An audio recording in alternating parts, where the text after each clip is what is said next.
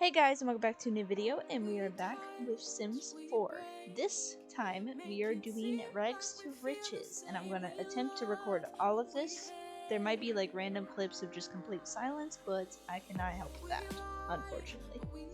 But with this Rags to Riches, I decided to give myself harder challenges than just the basic make money off of doing whatever, and you can only cook whenever, certain things, the basic rules of Rags to Riches. I'm sure you've probably read it. I will find it, the original rules, and link it below.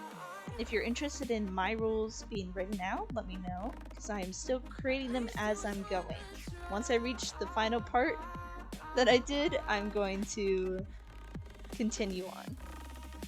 So, for my Rags to Riches, I suggest doing the making money scenario that is in The Sims.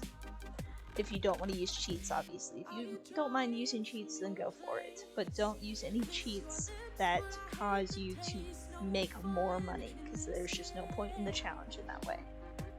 So, the beginning of this is obviously you create one character, which is what you can see right now. I'm creating one character. This character has to have 1 to 2 outfits. I believe mine currently has 3, and that's just because there's a few that you can't really get around. So my everyday athletic wear, formal wear, party, and hot weather are all the same outfits.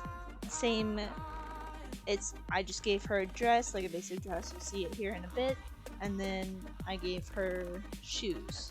And that's the same exact outfit for every single one, because obviously we don't have any money, so we don't have a lot of outfits. We have a different sleepwear, because I just chose a random buttoned up top to go for the sleepwear. And then the swimwear, obviously it's a bathing suit. And then the cold weather wear is a sweater and pants, because it's better for us to have warm clothing, because we don't want them to freeze, obviously. That would not be good. And then this also means that, just so you know, you can edit where you can take off the extra stuff where it has to be athletic orientated and stuff like that. You can take those off so you can make it the same outfit. No jewelry, because you don't have any money for it. You shouldn't be having it. I would also consider doing a hairstyle that doesn't require hair bands and stuff, because it's not something you would have just easily accessible to you without money.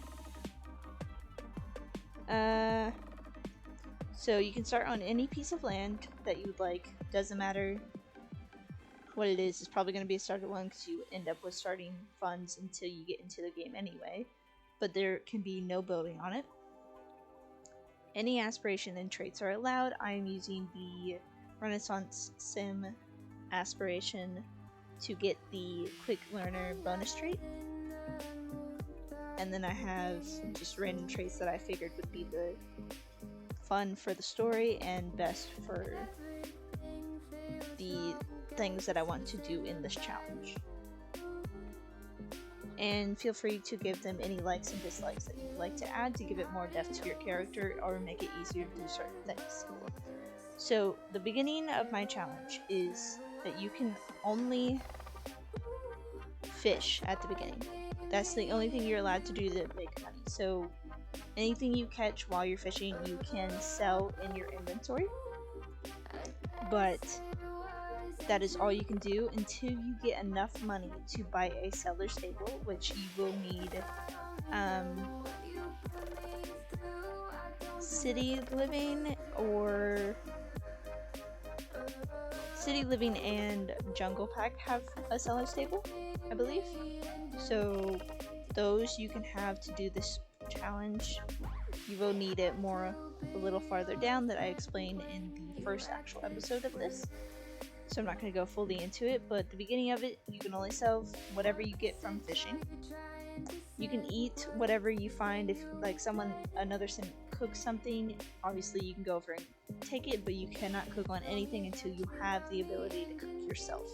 You can get a campfire and cook. That's fine with me. I don't mind. But you should try to get enough money until you get a seller's table, and then you can start collecting like the crystals and frogs and other stuff like that. But anything of that sort you can only sell on the table. You can still sell your fish that you catch from fishing. Anything you get from fishing you can still sell in your inventory. But that's just how it works with the other stuff, is it's going to be separated, where you have to sell everything else on the table. Once you collect enough money from the collectibles and the fishing, you can also start gardening at the same time as getting enough money for the seller's table. But anything you harvest from the garden needs to be sold on the table as well.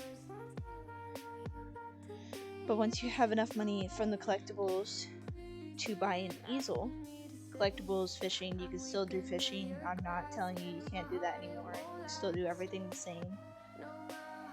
Once you have enough money to buy an easel, you can stop selling things on the seller's table and just sell everything from the collector's items to the frogs to the gardening and the fishing. You can all sell that in your inventory.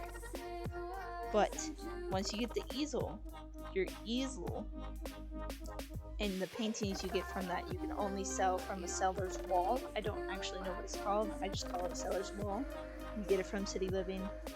That is all you can use for that as well.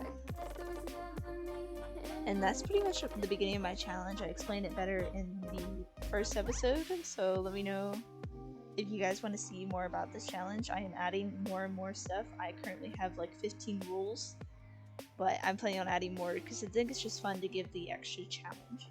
So I'll see you guys in the next episode.